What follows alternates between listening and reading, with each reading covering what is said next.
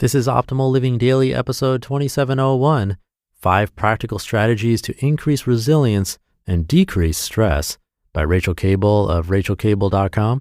And I'm Justin Malik, reading to you every day, covering happiness, productivity, self-help, minimalism, and more. Today's post coming from Rachael Kable. So with that, let's get right to it and start optimizing your life. 5 Practical Strategies to Increase Resilience and Decrease Stress by Rachael Kable of rachaelkable.com. Resilience is how well we handle and adapt to stressful events or changes in our lives. When we're resilient, we can set goals to help us move forward. We can be more present and accepting. We feel confident in ourselves and our abilities. We engage in helpful self-care habits, and we enlist support. The exciting news about resilience is that it's a trait we can learn, develop, and nurture to become stronger over time. Discover 5 meaningful ways to strengthen your resilience by cultivating a growth mindset, using mindfulness techniques, taking responsibility, and more. Number 1, strengthen your relationships and create a solid support network. Unfortunately, when faced with stress, change, or challenge, many of us avoid relying on our supports. We might become defensive and avoid communicating openly with our loved ones, become angry or frustrated more easily, refuse help when it's offered, or disconnect and isolate ourselves. It's not always easy to accept support, let alone ask for it. However, relationships are an important component of resilience. Imagine your resilience is a tree, and your relationships are the roots of that tree. They hold the tree in place even when they can't be seen. They nurture the tree and help it grow and heal. They keep the tree stable, anchoring it firmly in solid ground. Here are some simple tips to help you strengthen your relationships and create a solid support network. Be open and honest with your friends and family about important thoughts and feelings. Practice communicating and mindful listening. Spend quality time with people you care about on a regular basis. And regularly remind yourself that you're loved and supported.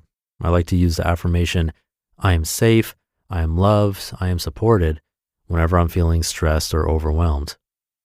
Number 2, practice coping with change. Many of us respond differently to change. Some of us embrace it, some of us are more resistant. Our resistance might also differ depending on the type of change, because we may perceive some changes as positive and other changes we might perceive as negative. One thing we can be sure of is that change is inevitable. So how can we be more resilient and mindful when faced with change? Let me first share a story to help get you thinking about change and what it can mean. About 3 years ago, I went through a huge time of change in my life.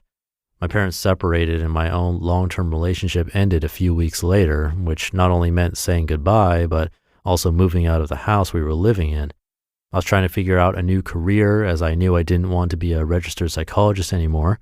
I cut off my long hair, I got a new job, I moved house again, and not much longer after that, I started my first blog, which later morphed into the website I have now. In that time, I also started dating my current boyfriend, I bought a new car, I met many wonderful people online through a blogging course I enrolled in, and developed new friendships.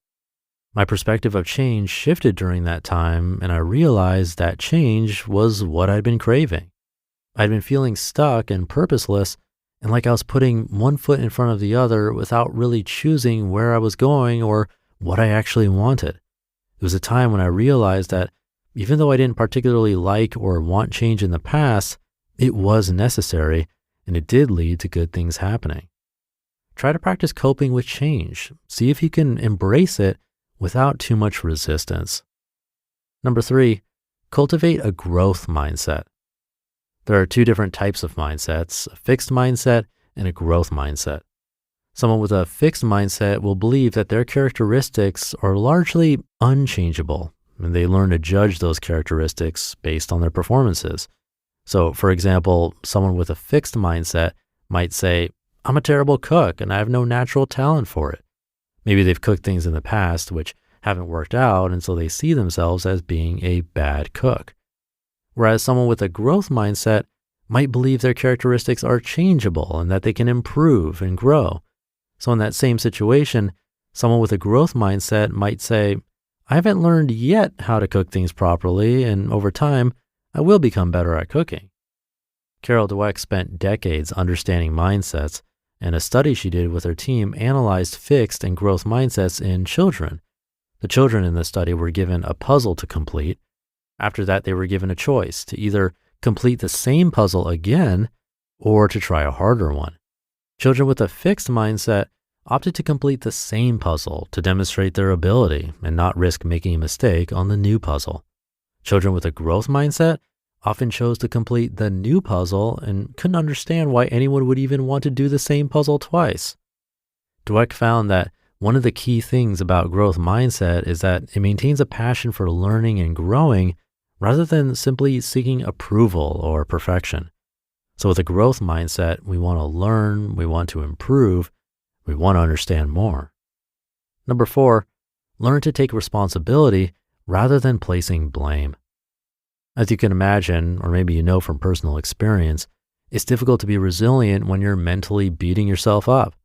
How can you adapt to change when you're constantly thinking about all the mistakes you made and asking yourself why you hadn't done things differently? How can you handle stressful situations when you're looking for reasons to blame yourself for those situations? How can you pick yourself up and move forward after failing something if all you can see are your faults and all you can tell yourself is that you'll never be successful? Blaming ourselves can make us less resilient and instead increase our susceptibility to stress, anxiety, and depression. So what can we do instead? I don't often say something like this, but just stop placing blame. It's rarely useful. You can, however, take responsibility. You can apologize. You can search for a helpful solution. You can learn. You can resolve issues. You can forgive. You can move forward. A wonderful resource I read several years ago was a book by Brené Brown called The Gifts of Imperfection. I highly recommend it if you'd like to discover more on this topic. Something else we can do sometimes is blame external factors for our mistakes or challenges and changes we might be faced with. Again, it may be important to take responsibility for our own roles in the situations and to be open-minded, proactive, and solution-focused in dealing with external factors, rather than just laying blame and becoming resentful. And number 5, use simple self-care strategies. Simple self-care maintains our general well-being and allows us to be the best we can be even during times of challenge. Simple self-care practices might include, number 1, gratitude journaling. This practice gives us great opportunities to focus on the good in our lives, to appreciate the things we might otherwise take for granted, and to slow down and appreciate the smaller but still meaningful moments in our days.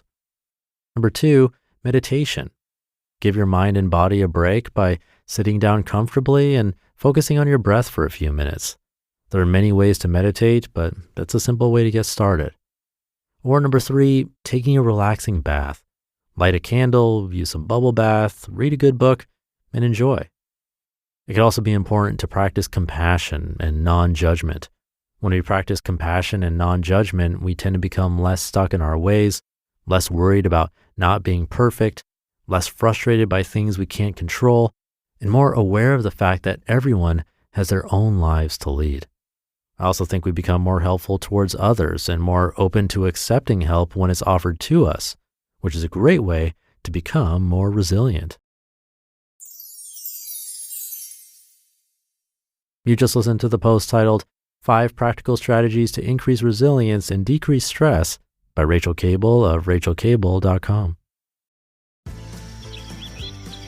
Complete Easter meal options from Honey Baked come with almost everything you need for a delicious, convenient feast. From ready-to-serve slow-smoked ham and juicy turkey to tasty heat-and-serve sides and desserts perfect for any sweet tooth. The only thing they don't include is the basket and polyester bunny costumes. So, almost everything. Order your complete Easter meal and make your Easter golden. Only from the Honey Baked Ham Company at honeybaked.com/Easter. Now, keeping your body in shape is important, but it's also important to keep your mind sharp. I've been leveling up my focus with Word Collect, which is my new favorite game. It's a word puzzle app, and it's free. Word Collect has over 2,000 levels, so you never get bored playing. It starts easy, but gets harder as you get better. It's a fun way to keep your mind sharp, challenge yourself, and grow your vocabulary. And right now, Word Collect is offering you 2,500 coins and 500 gems when you download and play. For me, it's much better than going back to the same old social media apps. I actually feel like I'm keeping my brain active and play it when I have some downtime and want to decompress. Stop mindlessly scrolling through social media and keep your mind sharp. Just go to the Apple or Google store and search for Word Collect. So if you're like me and want to get fit in the new year with your mind and body, download Word Collect for free today. Thank you to Rachel. I hadn't heard about the study involving children and puzzles, an interesting one that really shows the difference and that little bit of risk of failure being involved when it comes to growth. And by the way, Carol Dweck is a great author worth checking out if you want to hear more about mindset. Same with Brene Brown, but for other personal development topics like shame, vulnerability, and leadership. Great resources. And the part about blame where she talked about sometimes blaming external factors, it's something we've talked about here before as well. It comes up here and there on this show. And that's having an internal locus of control versus an external locus of control. External usually means that when things go wrong, we blame everything outside of ourselves, which isn't very helpful. Whereas with an internal locus of control, we're thinking more about what we did wrong, how we can improve, and clearly one is more helpful than the other. Something to pay attention to see if we're often pushing the blame outside of ourselves. All good things to think about. Thank you again to Rachel. Thank you for being here and listening every day and learning along with me. Have a great rest of your day, and I'll see you tomorrow where your optimal life awaits.